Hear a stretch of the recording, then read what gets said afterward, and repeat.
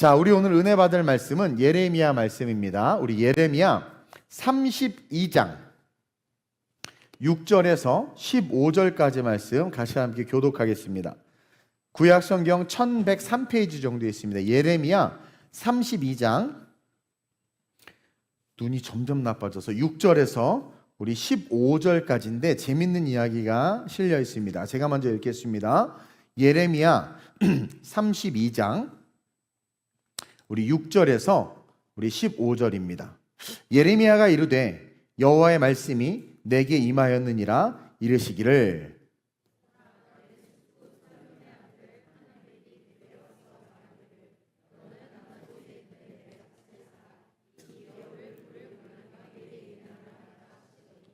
여호와의 말씀과 같이 나의 숙부의 아들 하나멜이 시위대 뜰 안 나에게 와서 이르되 청하노니 너는 베냐민 땅 아나돗에 있는 나의 밭을 사라.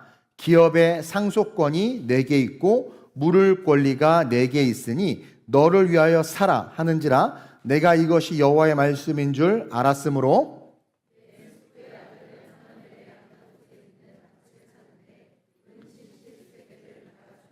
그냥 여러분들이 쭉 읽겠습니다.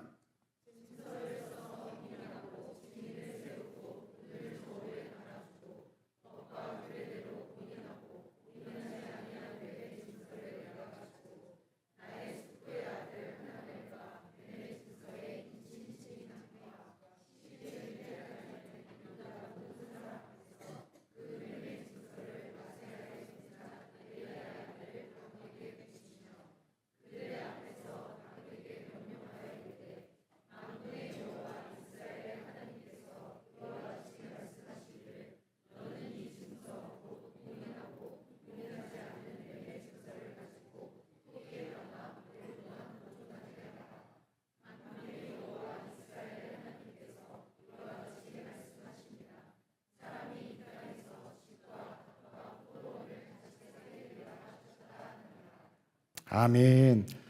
내가 마지막 정리 이미지 안 줬지요. 이렇게 정신이 없어. 아주 중요한 이미지인데 지금 그걸 안 줬네. 요즘에 정신이 하나도 없습니다.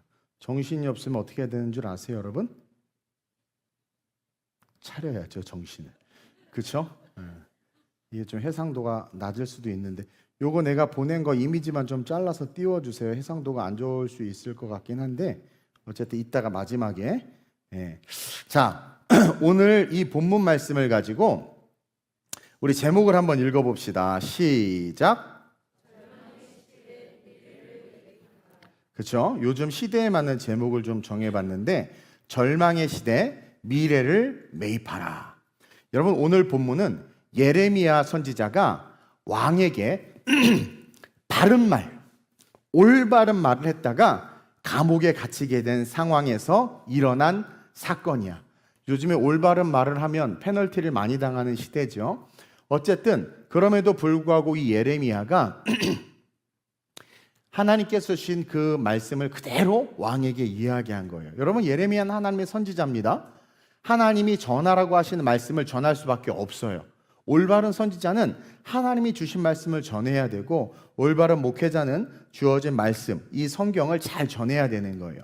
그 메시지가 아무리 아프고 또 그 메시지가 멸망할 거야 아무리 무서운 또 아주 부정적인 너희들은 화 있을 백성이다 라는 막 그런 말을 선포하라고 해도 그래서 그 메시지를 내가 전하면 듣는 상대방이 기분이 나쁘거나 그리고 그 말을 전함으로 내가 감옥에 가거나 목이 날아가거나 죽을 수 있어도 하나님께 주신 메시지라면 올바른 선지자라면 하나님의 선지자라면 그 말씀을 그대로 외칠 수밖에 없는 겁니다.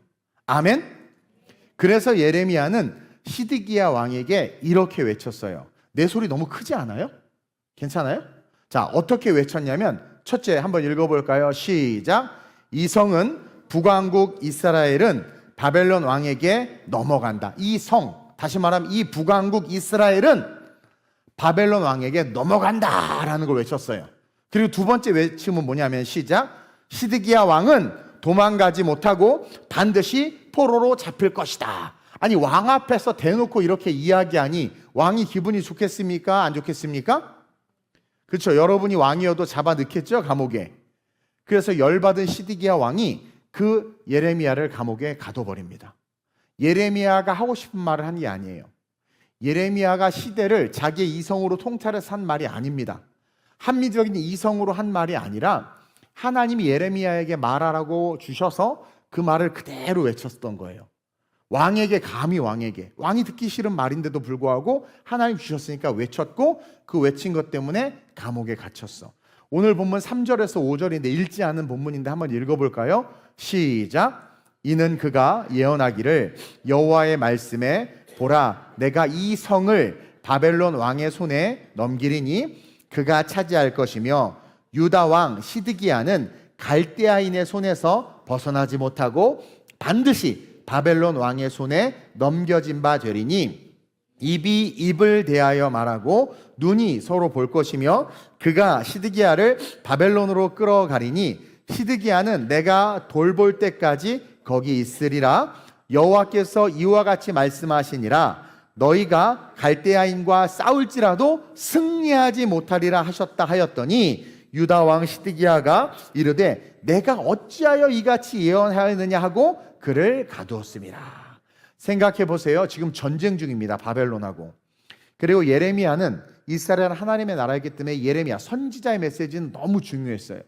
그래서 전쟁 중에 수세에 몰린 상황에서 선지자의 축복의 메시지, 어떤 그런 감동의 메시지를 기대하고 있었는데 이 선지자라는 사람이 승리를 예언해 주기는커녕 긍정의 메시지의 설교를 하기는커녕 격려해도 부족한 판인데 대놓고 이스라엘 백성들과 군대 앞에서 뭐라고 말합니까? 너네들은 전멸할 거야. 시드기야, 당신은 포로로 잡혀갈 겁니다. 바벨론의 왕의 눈과 눈을 마주하고 입과 입을 마주할 정도로 그 앞에 잡혀가서 굴욕을 당할 것이고 죽을 거기 때문에 지금 빨리 항복하세요. 그런 거예요. 빨리 항복하라는 현실적 대안을 제시했어요. 그러니까 왕의 입장에서는 지금 위로하고 축복해줘도 모자를 판에 왕의 입장에서 이게 지금 뭡니까? 국가 반역 선동을 한 거야. 이 예레미야가 패배주의를 조장하는 위험한 발언을 하는 자로 이 왕은 여길 수밖에 없는 거잖아요. 그래서 감옥에 가둔 거예요. 근데 재밌는 건 여기서부터야. 감옥에 갇힌 예레미야가 감옥에서 나라를 위해서 중보하고 눈물을 흘리면서 내 조국을 위해서 기도하고 왕이 그 마음을 돌이키기 위해서 막 금식하고 그래야 뭔가 성경의 모습답잖아. 근데 얘가 감옥에서 뭐 하고 있는 줄 아세요? 지금 부동산 투기를 하고 있어. 예레미야가. 예레미야가. 아니, 땅을 사고 있어. 지금 감옥에 갇혀서. 너무 웃기지 않아요? 사람들이 저 미친 거 아니야? 왕한테 저렇게 막 얘기해놓고 지금 거기서 땅 매매 문서를 막 쓰고 있어. 야, 너 그 땅 나한테 팔아. 뭐 이렇게 쓰고 있는 거예요. 아니, 나라가 망한다고 선포해놓고 왜 주식시장에 보면 그거 있잖아. 가짜 정보에서 폭락한다고 해가지고 다 팔게 하고 싸진 걸 막 사는 것처럼 나라가 망한다고 말해놓고 땅값이 떨어진 땅을 사는 건가? 그러니까 막 너무 웃긴 거예요. 막 미친 짓 같은 거예요. 지금 그걸 하고 있는 거예요. 그렇죠? 요즘에 주식 열풍이잖아요. 주식 열풍. 그렇죠? 여러분 왜 열풍입니까? 돈이 되니까 돈을 벌 수 있으니까 막 열풍이야. 열풍. 코스피가 4천에서 막 8천까지 막 이렇게 올라갔잖아요. 누가 그러더라고. 10만 원 주식이 한 주가 지금 200만 원이 됐다고 너무 좋아해. 200만 원 되고 2천만 원 돼도요. 여러분 별 의미 없어요. 자, 왜 사람들이 몰려드냐면 거기에 이익이 나니까 몰려드는 거예요. 이게 정상이야. 근데 예레미야는 정반대야. 미친 투자를 하고 있는 거야. 바벨론의 말발굽에 북왕국 이스라엘 땅이 다 짓밟히고 있고 이미 바벨론에게 많이 점령당해서 이제 내 땅, 우리 땅이 아니야. 바벨론 땅이 돼버렸어. 이미 남의 땅이 된 그 땅에 지금 뭐예요? 투자하고 있는, 이거 망할 투자를 하고 있는 거예요. 자기가 망한다고 말해놓고 자기가 망한다고 말한 그 땅을 망한다고 말한 사람이 사는 거죠. 그래서 제가 이 사건의 제목을 이 사건을 통해서 제목을 절망의 시대 미래를 매입하라고 지은 거예요. 요즘 하도 주식이 이슈가 있어서 근데 별로 감동이 없네. 시대를 따라가면 안 돼. 자, 이 사건을 풀어서 우리가 한번 은혜를 받아볼 생각인데 첫째로 시작.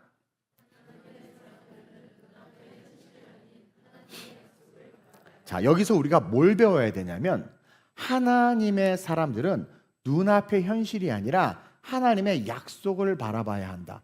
예레미야가 하나님의 뜻대로 선포하고 억울하게 감옥에 갇혔지만 그가 감옥에서 한 일, 그 일 뭐예요? 바로 눈앞의 현실이 아닌 하나님의 약속을 바라보는 일을 감옥에서 하고 있었던 거야. 완전한 절망을 사는 것처럼 보이지만 사실은 하나님의 약속을 보고 있었기 때문에, 하나님의 약속을 믿고 있었기 때문에 예레미야가 그와 같은 행동을 할 수 있었다. 사실 예레미야는 하나님께서 이스라엘의 멸망을 선포하게 했어요. 예레미야를 통해서. 그리고 동시에 감옥에 있는 예레미야에게 또 말씀하셔서 하나님이 예레미야에게 땅을 사라고 한 거예요. 하나님이 사라고 한 거예요. 남들이 보면 이상하게 생각할 수 있는 그 일을 하나님이 시켰습니다. 하나님은요, 우리가 예상하거나 또 우리가 이해되지 않는 일, 그런 일을 시킬 때가 있어요. 우리가 예측하지 못하거나 이해되지 않는 일을 하나님이 시킬 때가 있어.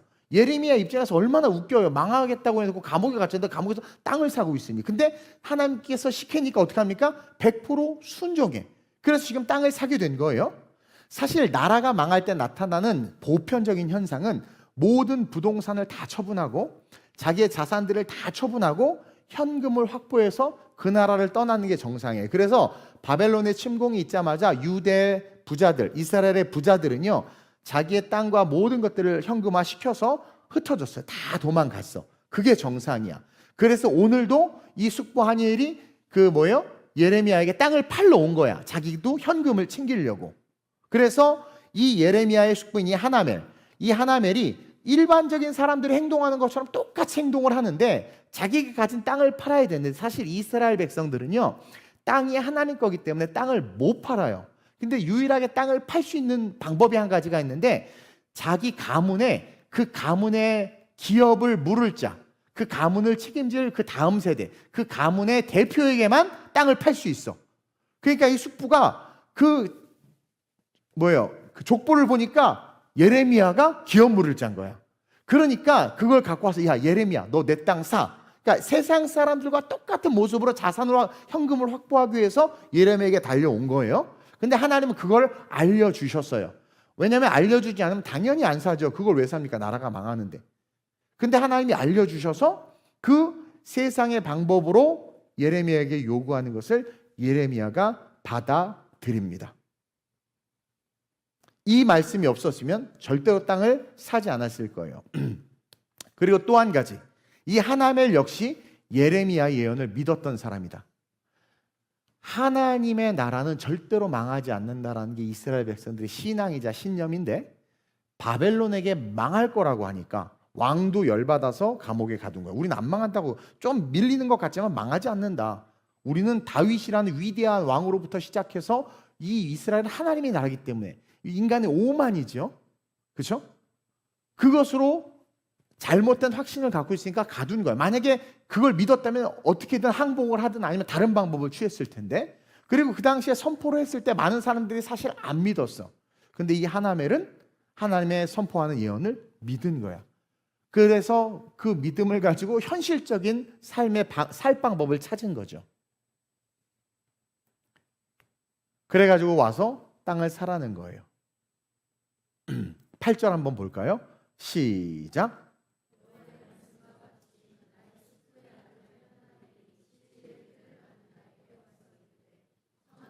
너는 베냐민 땅 아나돗에 있는 나의 밭을 사라. 기업의 상속권이 내게 있고 물을 권리가 내게 있으니 너를 위하여 사라 하는지라. 내가 이것이 여호와의 말씀인 줄 알았으므로 산 거예요. 만약에 여호와께서 말씀하지 않았으면 안 삽니다. 망할 땅을 왜 삽니까? 하나멜 역시 율법을 들이대면서 살아낸 거예요. 여러분, 구약에는요, 레위기에 규정된 고엘 제도라는 제도가 있는데, 이 고엘 제도가 뭐냐면 아까도 말했듯이 그 땅은 하나님 거예요.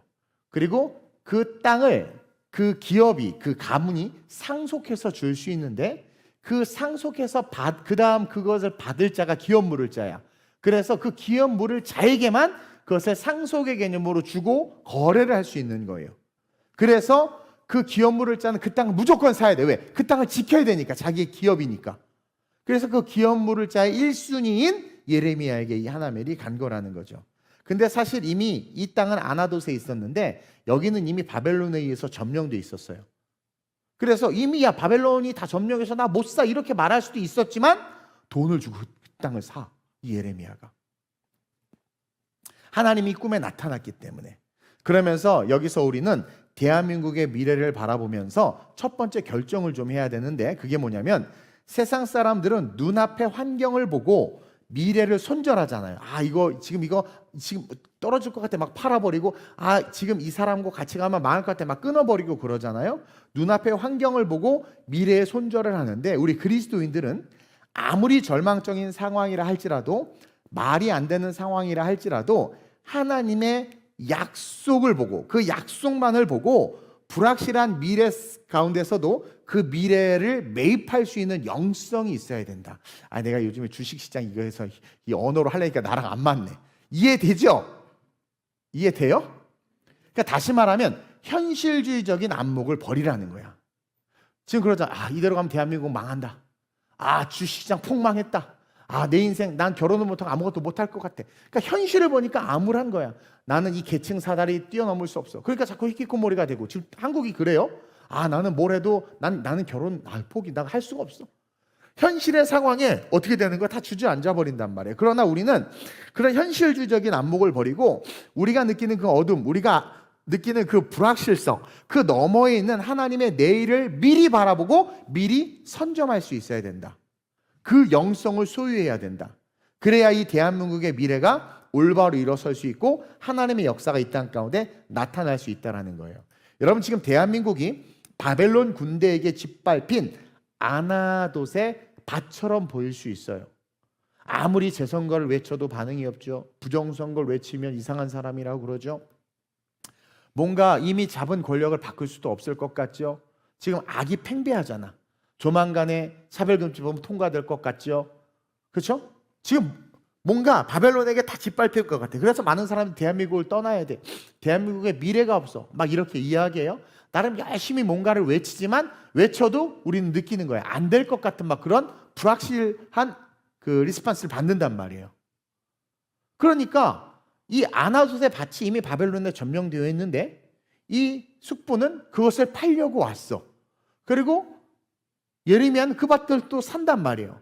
그러면서 뭘 깨닫느냐? 사방이 막혀 있는 것 같고 소망이 없어 보이는 것 같아도 바로 지금 그러한 이때 우리 그리스도인들이 해야 될 삶의 태도는 하나님의 신실하심을 믿고 기도의 무릎으로 거룩한 삶으로 하나님이 어둠 뒤에 펼쳐줄 그 약속, 그 언약을 바라보고 그 미래를 매입할 수 있어야 돼.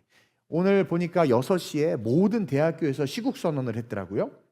우리가 봤을 때 저게 될까? 저렇게 한다고 뭐가 돼? 라고 생각할 수도 있지만 저는 그 젊은이들이 신앙을 떠나서 이 암울한 선거판의 미래의 모습을 지금 사고 있는 것이다. 그러니까 시국선언하는 것 자체가 미래를 사는 거예요. 대부분 안 돼, 안 바뀌어, 제 선거 안 돼. 포기하는 건 너무 쉽단 말이에요. 그러한 상황에서 이들이 들고 일어나서 계란으로 바위치는 한이 있더라도 이걸 외쳐야 되겠다고 말하는 거. 아니 세상도 그러는데 우리 그리스도인들이 교회가 앞으로 할 말도 못할 거고 기독교 인구는 점점 줄어들고 뭐 타락하고 그러면서 왜 좌절하고 낭망하냔 말이야.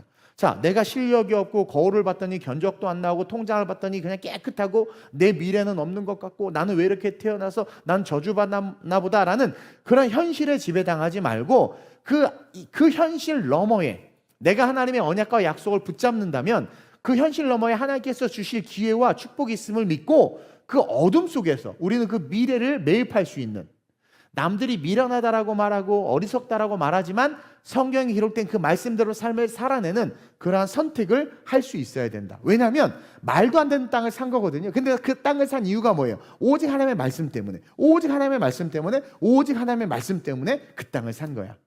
그래서 그 땅을 사고 나서 이 예레미야가 어떤 행동을 하느냐? 둘째로 시작. 믿음의 항아리를 준비해야 돼. 믿음의 항아리. 이 믿음의 항아리. 이 예레미야가 이미 망한 나라, 이미 바벨론에게 뺏긴 그 아나돗 땅을 샀단 말이에요. 근데 그걸 사가지고는 뭘 하느냐? 철저하게 법적인 행동을 해. 아니 이미 넘어갔어. 내 땅 아니야. 우리 땅 아닌데 법적으로 행동을 하는 거야. 그래서 서류를 쓰네. 매매 증서를 써요. 영수증을 써요. 은 17세겔을 달아줍니다. 노동자 거의 한 2년치 봉급이에요. 땅값이. 노동자 우리나라 지금으로 치면 한 1억 되나? 그 정도 땅값을 치르고 매매 증서 2통을 작성해서 봉인하고 그 증서들을 토기 항아리에 담아서 오랜 시간 보존하도록 만들어요. 원래 증서는 토기 항아리에 담지 않습니다. 토기 항아리에 담는 건 뭐예요? 오랜 시간 묵혀두기 위해서 담는 거예요. 자, 13절 14절 한번 읽어볼까요? 시작. 그들의 앞에서 바룩에게 명령하여 이르되 만군의 여호와 이스라엘의 하나님께서 이와 같이 말씀하시기를 너는 이 증서 곧 봉인하고 봉인하지 않은 매매 증서를 가지고 토기에 담아 오랫동안 보존하게 하라. 하나는 증명하는 증서, 그것을 하나는 봉인시킨 거죠. 그래서 항아리에 넣어서 오래도록 보존하게 하라는 거야. 그러면 왜 토기 항아리에다 이걸 넣어서 보존하게 했느냐? 예레미야는 알았던 거예요. 이 백성들이 70년의 포로 생활이 지나면 반드시 돌아올 것을. 근데 돌아왔을 때 이 땅의 소유주인 자기는 죽었을 거라는 거야. 예레미야는 70년 후면 지금도 할아버지인데 자기가 없을 거라는 거야. 나는 없어. 그리고 하나님의 진리와 말씀을 전해줄 자들이 있을지 없을지는 모르겠지만 이 예레미야는 다음 세대를 위해서 준비하는 겁니다. 그래서 항아리를 가져와라. 여기다가 그 증서를 넣고 이걸 오랜 시간 보존시켜라. 이거는 뭐냐면 이 땅을 산 것, 내가 지금 이 땅을 산 것은, 내가 지금 기도한 것은, 내가 지금 40일 금식한 것은 지금 당장의 이익이나 내 세대의 축복을 위한 것이 아니다. 나의 이익을 위한 것이 아니다. 나를 위해서 이 땅을 내가 가지려고 하는 게 아니다. 바로 70년 뒤에 다시 이 땅으로 돌아와서 이곳에서 다시 삶을 시작해야 될 다음 세대들을 위한 언약이며 그들을 위한 투자였던 거예요. 이 아나돗 땅을 예레미야가 딱 삼으로 말미암아 이 땅의 소유주가 예레미야요, 이 땅의 소유주가 이스라엘 백성이요, 이 땅의 소유주가 하나님이요, 이 땅은 하나님의 언약된 백성의 땅임을 그들로 하여금 70년 후에 기억시키는 거죠. 바벨론에서 공부하고 바벨론 언어를 익히고 아수르에서 공부하고 아수르의 언어를 익히고 다양한 문화 속에서 교배되고 막 혼란과 혼동이 있는 다음 세대들이 포로 귀환으로 왔을 때 70년 전에 있던 사건, 이 스토리들, 그리고 이 땅을 묵혀둠으로 말미암아 자기네들을 위해서 희생한 믿음의 선배들, 그러한 모습들을 통해서 예레미야는 다음 세대의 그리스도인들, 다음 세대의 이스라엘 백성들을 세우고 싶었던 거예요. 그래서 우리도 이 토기 항아리를 준비해야 돼. 여러분, 우리의 신앙이 쉽게 무너지고 우리가 쉽게 타협하고 우리가 투표할 때 우리의 투표가 어떤 육신의 이익을 쫓아가는 투표가 되는 것은 바로 우리의 신앙이 단기적인 신앙이기 때문에 그래. 그래서 오랜 시간 인내할 줄도 모르고 견딜 줄을 모르는 거야. 그러니까 당장 좋다가 잠깐 안 좋으면 금방 또 포기하고 떠나가고, 또 조금 좋은 데 갔어. 이따가 또 조금 안 좋으면 또 떠나가고. 주식으로 돈을 못 버는 사람들이 그런다면서요. 조금만 또 팔았다가 뭐 이런다며. 주식은 사고 덮어놓는 거야. 그럼 벌게 돼 있어. 그러니까 우리의 신앙이 오늘날 너무 쉽게 무너지는 것은 우리가 너무 쉽게 타협하고 우리의 신앙이 너무 단기적인 이익을 쫓아가는 신앙인 거야. 기도 조금 해보고 응답이 안 되면 난 기도해봤더니 응답 안 돼. 결론을 내려버려. 근데 예레미야는 무려 70년 뒤의 미래를 바라보고 오늘 투자를 한 거야. 70년의 암흑기. 이게 안 끝날 수도 있어. 하나님의 말씀을 안 믿으면 우리는 지금 그 이후의 삶이니까 그때의 역사를 볼 수 있지만 그 당시는 70년 후에 포로 귀환이 있을 거라는 것을 선지자가 예언을 선포했지만 아무도 안 믿어. 그리고 거기에 그렇게 살다 보면 잊혀진단 말이에요. 그래서 이스라엘 백성들이 돌아올 때 뭐라고 그래? 시편에 우리가 꿈꾸는 것 같다 또 막 그러잖아요. 그러니까 상상도 못한 거 다 까먹은 거야. 근데 예레미야는 그 불확실성을 뚫고 그 미래의 하나님의 약속을 바라보고 자기의 물질과 자기의 모든 것을 투자해서 그 미래를 산 거죠. 그러니까 여러분, 우리의 신앙이 자꾸 넘어지고 쓰러지는 건 우리가 단기적 신앙을 추구해서 그렇단 말이에요. 주식도 단기적 이익을 추구해서 그래. 당장의 삶에 초점을 두는 신앙, 당장의 현실에 초점을 두는 신앙과 어떤 그런 투자나 그런 어떠한 삶은 늘 잘못된 결정과 선택으로 이어지기 마련입니다. 그 조급함, 그렇죠? 결국 잘못된 선택과 결정으로 나와 함께하는 모든 사람들을 수렁으로 밀어버린다라는 거죠. 예레미야가 땅 문서를 항아리에 묻은 것은 포로로 끌려가는 다음 세대를 향한 희망의 메시지를 선포하고 있는 거예요. 다니엘도 끌려가고 우리가 다 알죠. 다 끌려가. 그 자기의 다음 세대들이 끌려가는 모습을 보고 이방신 앞에 절해야 되고 그 이방 문화와 문물을 배우고 이름까지도 창시 계명을 통해서 바꿔야 되고 그 뒤통수를 보면서 예레미야가 그 항아리를 땅에 묻고 있는 겁니다. 멋있지 않아요? 그 다음 세대들을 위한 희망의 메시지 지금 우리에게 보여주고 있는 거예요. 뭡니까? 아이들아, 너희들의 땅은 보존되어 있다. 너희들의 미래는 보존될 것이다. 이게 그 증거다. 그래서 바룩을 통해서 계약을 정확하게 작성해서 땅에 묻어 놓은 거예요. 너희들의 미래는 하나님의 언약 속에 있다라는 거예요. 누가 그러더라고. 좋은 주일학교는 그 바운스? 뭐지? 풍선? 그게 있는 교회가 좋은 교회래. 그래서 여긴 그게 있다고 막 애기 엄마들이 그래 윤선아 글로 보낼래? 그거 너무 좋다고.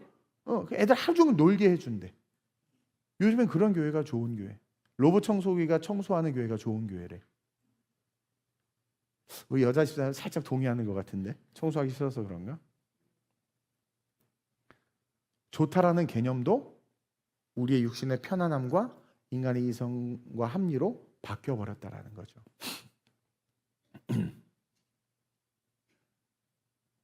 보이지 않는 불확실한 미래를 바라보면서 이 선지자, 우리의 마음이어야 돼요. 우리의 다음 세대의 미래 하나님 안에 있다.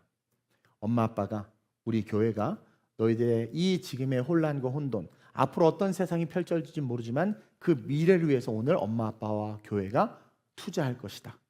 그래서 우리의 결정과 선택은 이 항아리에 넣어 묻는, 우리의 결정과 선택을 이 항아리에 넣어 묻는 그러한 선택과 결정을 할 줄 아는, 그러니까 여기에 뭘 넣어야 될지를 알고 오늘을 살아가는 저와 여러분들이 돼야 된다는 거예요. 우리의 기도, 우리의 투자, 우리의 헌신, 우리의 섬김, 우리의 투표, 우리의 외침, 그 모든 것들, 당장 이 눈앞 현실이 아니라 다음 세대를 위한 것들로 우리의 믿음의 항아리에 넣어서 당장 세상이 바뀌지는 않지만 그것을 우리의 신앙 깊은 곳에 묻어두고, 그리고 반드시 우리의 다음 세대들을 위해서 이것이 이루어질 것을 믿기에 신앙의 유산을 흘려보내고 교회의 정체성이 세상에 흔들리지 않도록 교회를 지키고 그러한 열심을 내는 삶이 있어야 된다는 거죠. 제가 이번에 역사 세미나 하는 건 역시 항아리를 준비하는 거예요. 공교육에서 서로 다른 왜곡된 역사를 통해서 지금 대한민국이 갈라지고 있잖아요. 어떤 교과서를 쓰느냐에 따라서 역사에 대해서 새롭게 배웁니다. 새롭게 배워요. 어떤 친구는 국부를 이승만이라고 하고 어떤 친구 국부를 김구라고 하고, 또 어떤 분은 어떤 책은 정말 중요한 역사적 사실을 별로 잘 다루지 않고 비본질적인 걸 다루고, 이번에 뉴스에 나왔는데 보니까 항미원정 6.25에 대해서, 그렇죠? 중국이 지금 한국 역사박물관 우리 진영이가 애기 이름 뭐더라? 최진영 애기 이름이 갑자기? 일에 데리고 그걸 갔다 왔는데 거기서 6.25에 대한 두 가지 관점 세미나인데 그래서 막 뉴스에 내렸잖아요. 어쨌든 그 내역은 잘 모르지만 건강한 역사관으로서는 말할 수 없는 중국의 역사관을 우리에게 얘기해주고 있단 말이야. 그러니까 어떤 선생님을 만나서 어떻게 배우느냐에 따라서 애들의 생각과 가치관이 달라져. 그래서 이번에 목사님 모시고 2주간에 걸쳐서 우리가 대한민국 건국사에 대한 세미나를 하는 것은요, 다른 거 아닙니다. 이런 이념 그거 아니라 정확한 대한민국 역사, 건국 역사에 기독교, 이 한국에 기독교가 들어왔잖아요. 선교사님 통해서 이 기독교를 통해서 이 대한민국 건국사의 기독교가 어떠한 역할을 했는지를 강의하는 아주 좋은 강의예요. 유명하신 분이고. 그 세미나를 준비하는 건 역시 뭡니까? 제가 항아리를 준비하는 거.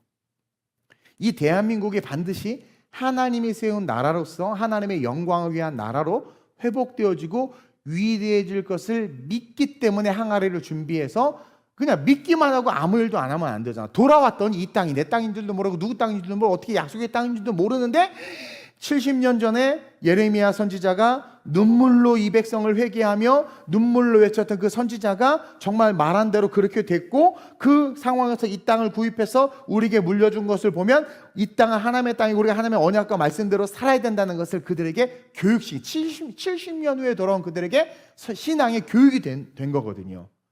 그것처럼 우리는 그 다음 세대를 위해서 오늘 무엇을 이 항아리에 담아 심느냐가 너무 중요하다라는 거예요.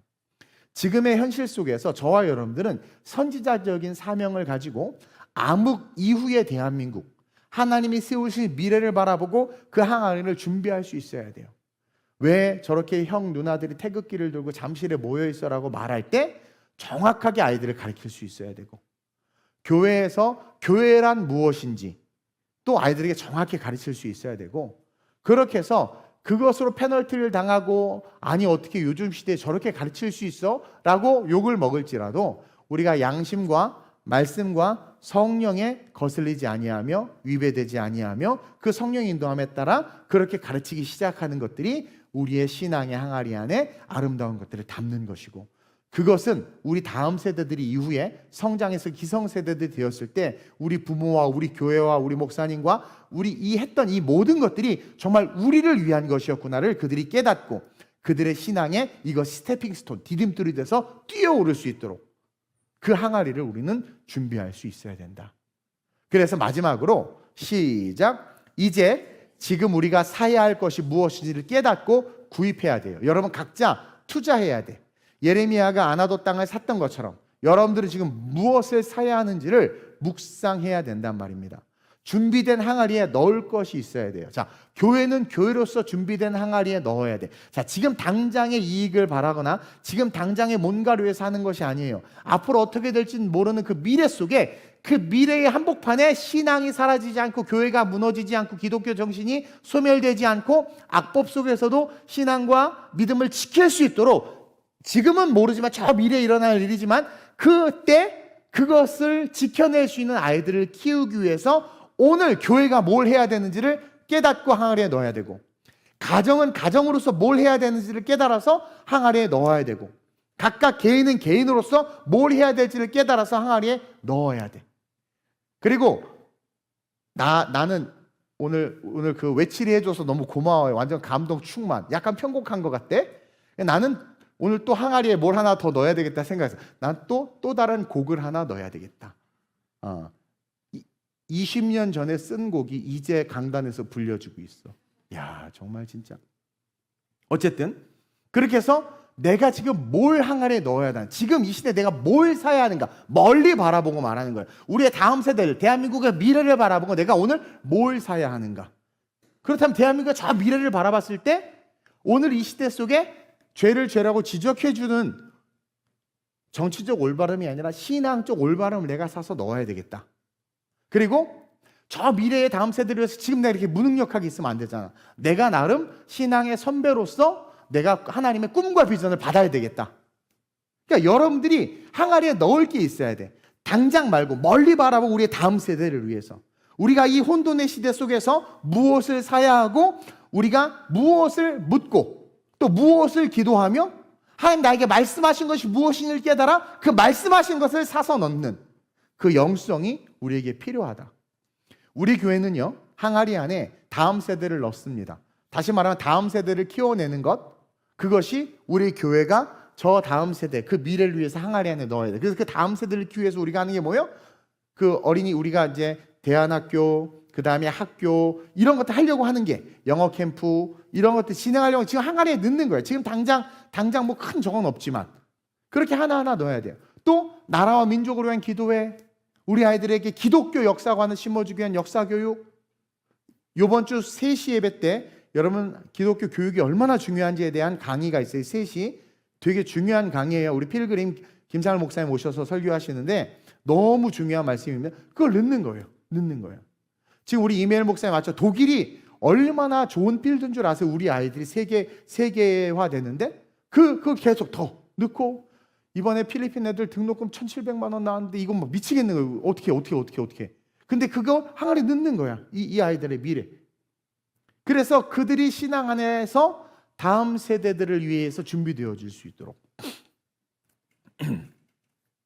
그리고 우리 교회는 한국 교회와 세계 교회를 회복시키는 것을 사서 넣으려고 하고 있어요. 그걸 사서 이제 20주년 지나면 다시 제가 활발하게 움직일 건데 그걸 넣으려고 하고 있어요.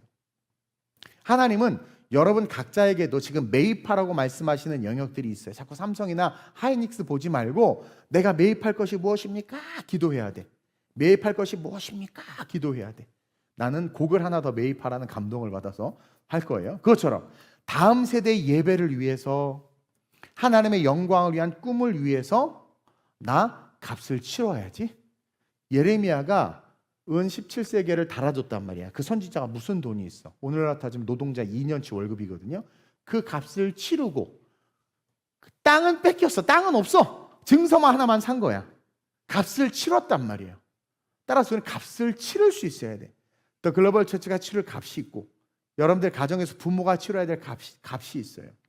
예를 들어서 대안학교를 한다고 하면, 이 대안학교가 아니라 홈스쿨링을 한다고 하잖아요. 다 부모들이 하고 싶어하고 너무 좋아. 아이들을 기독교 세계관을 가지고 외부에서 잘 만드는 자료를 교육을 시켜야 되는데, 솔직히 말하면 좋은데 엄마는 싫어. 왜? 엄마의 시간이 없어. 아침부터 저녁까지 집에서 홈스쿨링을 해야 돼. 삼시세끼를 다 해줘야 돼. 아줌마들이요, 황미애 살 쉬운 일이 아니죠? 공교육이 주는 유익이 뭐냐면 엄마에게 자유시간을 주는 거예요. 되게 큰 유익이에요. 근데 홈스쿨하면 그게 없잖아. 그래서 많은 교회들은 엄마들끼리 모여서 돌아가면서 한대. 뭐 밥 사주고 뭐 어쨌든. 근데 그게 값을 치르는 거거든요, 사실. 근데 오늘날 꿈은 있고 비전이 있다고 하면서 값을 치르지를 않아. 그러니까 배가 산으로 가는 거예요.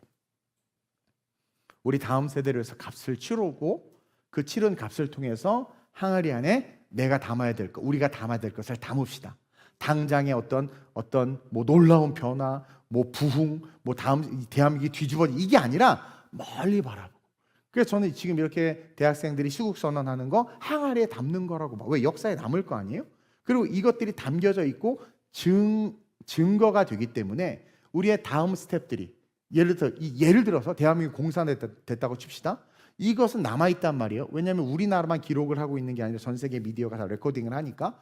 그러면 그들이 나중에 보고 이런 운동을 했음에도 불구하고 이 나라가 이렇게 됐다. 그리고 그렇게 될 수밖에 없었는데 이런 운동이 있었기 때문에 자유대한민국으로 우리가 살아갈 수 있다. 그것처럼 지금 우리가 이 심는 것들, 그러니까 하나님의 뜻에 따라서 우리 교회가 가야 될 방향을 잘 심어야 되고, 여러분들이 살아갈 삶의 방향을 잘 심어야 돼. 단지 연봉을 높이고 내가 잘 먹고 잘 사는 것을 심으려는 자는 결국 망할 수밖에 없어요. 하나님이 원하시는 것을 사서 심을 수 있는 그런 저와 여러분들이 됐으면 좋겠습니다. 그리고 그런 나를 통해서 내가 심겨짐으로, 여러분 2000년 전에 예수님의 십자가로 말미암아 온 인류가 빛 가운데 들어왔잖아요. 어둠 속에서. 그렇죠? 그것처럼 예수님이 심겨짐으로 수많은 영혼들이 빛으로 나오게 된 것처럼, 오늘 나에게 말씀하신 그 말씀에 순종해서 내가 심겨짐으로 말미암아 미래 세대의 길이 열리고, 나를 통해서, 그리고 미래 세대의 어떤 시드머니, 그들의 스태핑 스톤, 디딤돌이 세워지는, 그래서 그것들을 만들어낼 수 있는, 그들이 날 수 있도록 그들의 미래, 그날을 위해서 우리가 지금 사야 될 것들에 주목해야 된다라는 거예요. 이제 올해부터 우리 아기 태어나면은 작은 물질을 줘서 그 물질로 통장을, 엄마 제발 쓰지 마세요. 그 통장 만들려고 그래서 아기 이름으로 펀드 넣으면 한 20살 정도 되면 엄청나게 한 10만 원씩만 넣어서 복리로 굴러가도 억 단위로 돈이 생기거든요. 그 얼마나 지혜롭게 준비하는, 그걸 가지고 애들이 모든 꿈을, 이스라엘 교육은 아이들이 20살이 되나 성인이 되면 친척들이 다 돈을 준다면서, 그래서 그 아이들이 그걸 가지고 사업을 하든 뭐를 하든 도전하게 한다고 그러거든요. 아주 좋은 교육 방법이거든요. 그것처럼 그렇게 어려서부터 시드머니를 준비해 줬더니 얘가 20살 딱 되는 오늘 갑자기 야, 너 성인 선물이야 하고 딱 봤더니 통장 2억이 딱 있어. 뭘 못하겠어 얘가. 사업을 하고 뭐 다 도전, 유학 가서 공부도 할 수 있지. 그것처럼 우리가 항아리에 심어줌으로 말미암아 우리의 다음 세대들이 직면하는 그 어둠 속에, 앞으로 다가올 세대는 흑암이고 어두움입니다. 그 어두움 속에 우리의 믿음의 선배, 우리 교회가 심어놓은, 우리 엄마 아빠가 심어놓은 그 항아리를 캐내서 그 안에 기록된 하나님의 말씀과 그것을 통해서 만들어진 하나님의 그 디딤돌을 딛고 우리 아이들이 날 수 있도록. 그래서 정말 70년 후에 그렇게 됐거든요. 이스라엘 백성이 회복됐잖아요. 그렇게 될 수 있도록 오늘 우리는 어떻게 해야 됩니까? 거룩한 매매를 할 수 있어야 된다. 절망의 시대에 미래를 매입해야 된다. 제가 이미지를 안 보내서 이미지 해상도가 좀 안 좋을 것 같은데, 절망의 시대 하나님의 미래를 매입하라고 그랬잖아요. 지금의 현실은 참담합니다. 악이 지배하는 것 같은 현실, 옳고 그름이 뭔지 모르는 아노미 시대예요. 이러한 시대 속에 현실 너머의 약속을 바라볼 수 있는 영성, 예레미야는 철저하게 약속을 바라본 거예요. 현실주의적인 안목을 버리고 하나님의 내일을 선점한 겁니다. 하나님의 내일을 선점하는 거예요. 세상은 환경을 보고 미래를 포기하지만 신앙인은 약속을 보고 미래를 매입한단 말입니다. 망할 나라의 땅을 산 예레미야의 미친 투자죠. 너무 내 워딩이 요즘에 세다고 그러는데 이게 안 고쳐지네. 바벨론에 점령된 그 땅을 사는 것은 인간적으로는 어리석지만 영적으로는 순종이다. 그래서 우리는 내가 사야 될 것들을 말씀으로 받아야 돼. 그래서 영성이란, 한번 읽어봅시다. 영성이란, 시작. 어둠 너머의 빛을 미리 보는 힘이에요. 영성이란 절망의 한복판에서 기도의 무릎으로 거룩한 미래를 준비해야 돼. 그래서 다음 세대를 위한 믿음의 항아리를 우리가 준비합시다. 70년 뒤를 내다보는 언약적인 투자를 지금부터 시작했으면 좋겠어요. 응에 태어난 아기는 시드머니 주면 분명히 얘기해서 펀드 만들어서 20살 때까지 쭉 모아주고, 그렇죠? 그리고 우리 교회는 지금 다음 세대를 학교를 만들 거잖아요. 그것처럼 여러분 각자, 또 제 개인적으로는 외치리 같은 정말 청년들에게 도전이 될 만한 곡들을 좀 다시 써야 되겠다. 그 항아리 담는 거예요. 그 아이들이 다음 세대에 부를 노래를 만들어 주는 거죠. 그것처럼 다음 세대들이 마음껏 뛰놀 수 있는 예배, 성령의 예배를 만드는 예배 인도자가 돼야 되겠다. 내가 지금 뭘 투자해야 되고 내 시간과 물질로 뭘 사야 되는지를 알아야 된다라는 거예요. 그래서 그것을 토기 항아리의 증서에 담아 영구히 보존하라. 다시 말하면 당장의 이익이 아닌 거예요. 멀리 보고 미래를 준비하는 거룩한 신앙의 여정을 세울 수 있어야 된다는 거죠. 그래서 지금 우리가 심어야 될 것이 무엇인가? 여러분들, 이것이 오늘 우리의 기도 제목이자 우리가 고민해야 될 내용이라는 거죠. 그래서 이 시간에 한번 기도했으면 좋겠는데, 이 시간 나를 심어서 하나님의 영광이 드러나기를 원한다고 기도합시다. 저 항아리에 내가 들어가기를 원합니다. 내가 무엇을 사야 합니까? 이 시대 속에서 내가 사야 하는 게 무엇입니까? 제가 이렇게 오다 보니까 현수막이 하나 걸렸는데, 용인시 시의원에 당선되게 해주셔서 감사합니다. 그래서 시의원이 뭐 하는 건가 봤더니 시민의 비서들하고, 그리고 구청의 행정과 이런 것들을 감시하는 일이 시의원이 하는 거대. 그러니까 여러분들 시의원이 되는 것도 우리의 다음 세대 미래를 위해서 여러분들이 뭐예요? 그 미래의 땅을 매입하는 거예요. 그러니까 여러분, 내가 뭘 사야 되는지를 알아야 돼. 훌륭한 예배 인도자가 되는 거, 말씀을 전하는 자가 되는 거. 그러니까 그 이유와 목적이 나를 위해서가 아닌 거예요. 오실 주님 앞에서 달려가야 될 그 삶을 바라보고 그 미래에 서 있을 아이들을 위해서 내가 무엇을 해야 하는가? 하나님의 약속을 바라볼 수 있게 해달라고 기도했으면 좋겠어요. 말씀을 통해서 주의 뜻을 알게 돼. 그러니까 시대를 통해서 주의 뜻을 알면 안 됩니다. 말씀을 통해서 시대를 보고 그 말씀을 통해서 주의 뜻을 발견할 수 있어야 돼요. 그래서 믿음의 항아리를 잘 준비해서 그 안에 나를 심게 하소서. 내가 심어야 될 것이 무엇인지 알려주소서.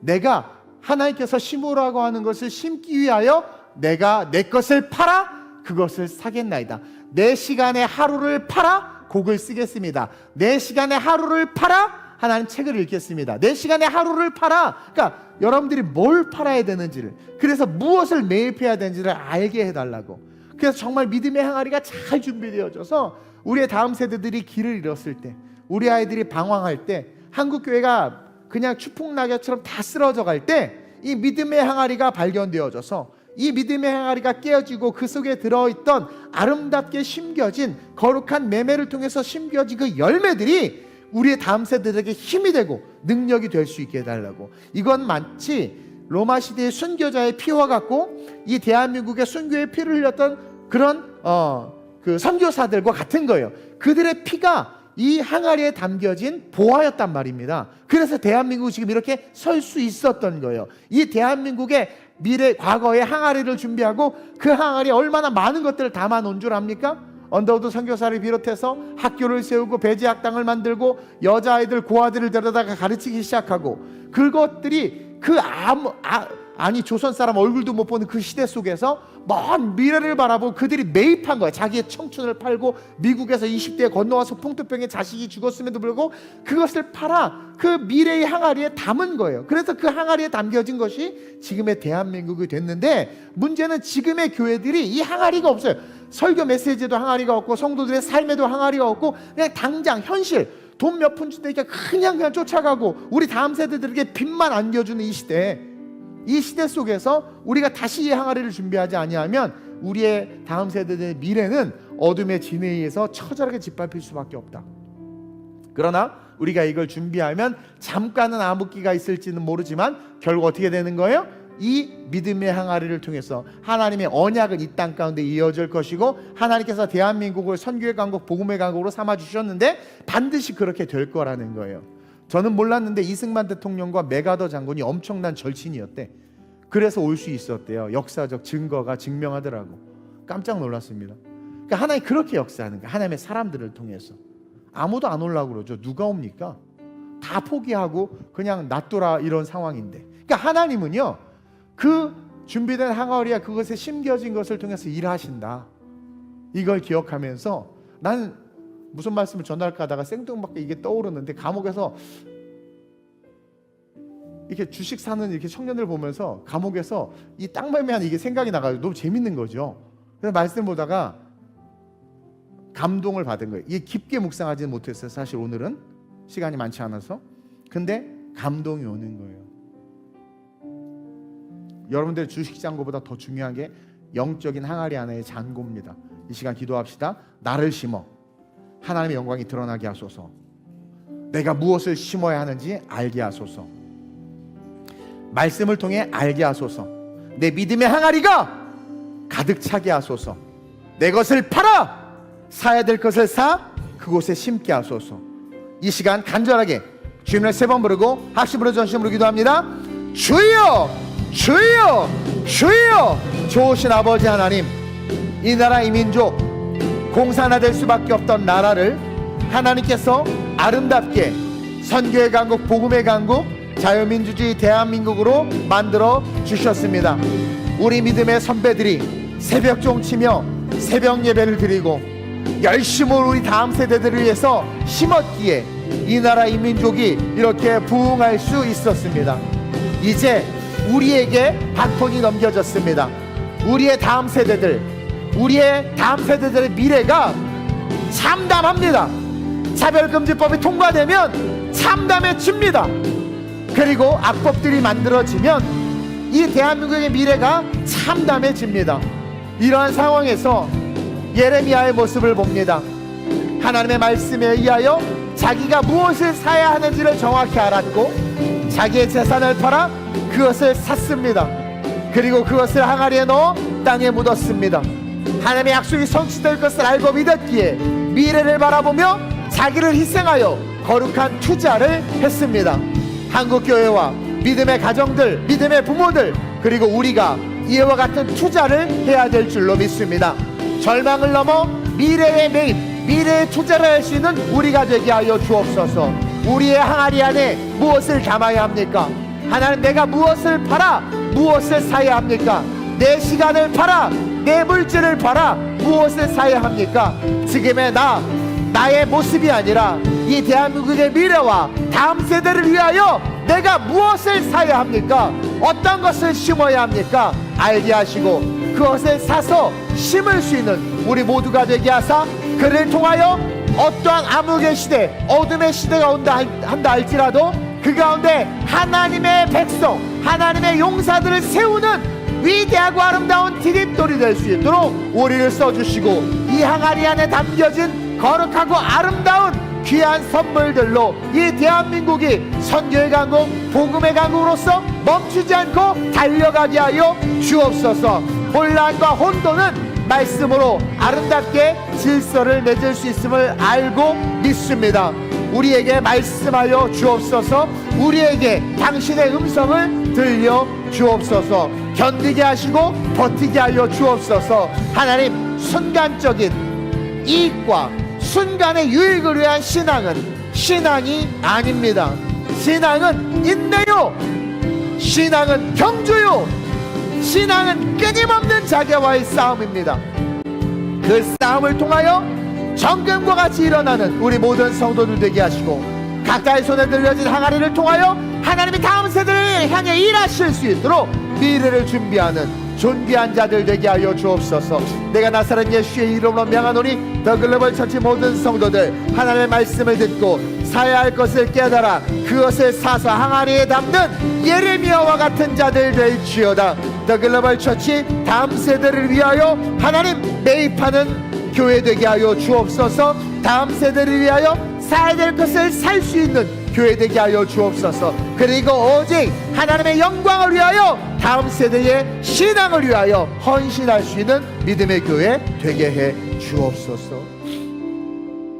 좋으신 아버지 하나님, 마지막 때가 가까이 오고 있습니다.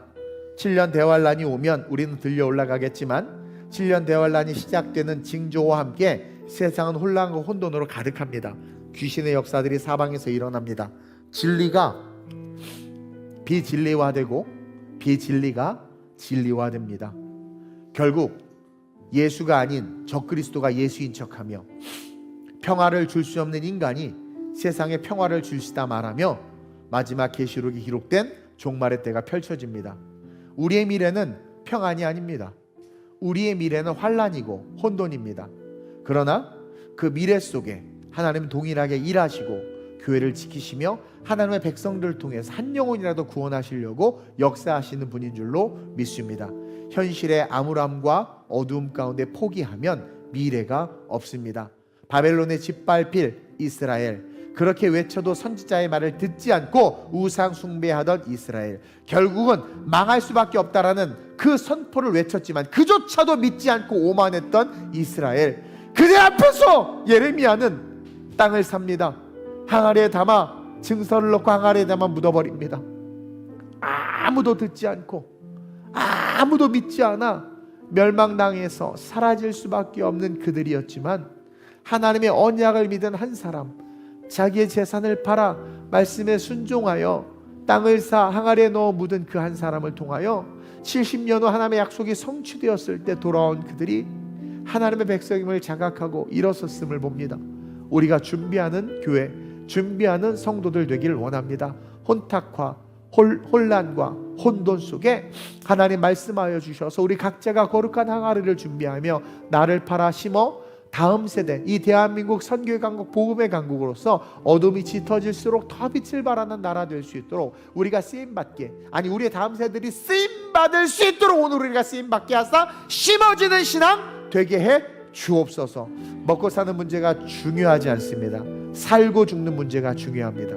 이를 위해 달려가는 우리 모두가 되게 하시고 더 글로벌 처치 다음 세대 사역이 아버지의 뜻대로 아름답게 심겨지게 해 주옵소서. 감사함을 드리며 좋으신 예수님의 이름으로 축복하며 기도드립니다. 아멘.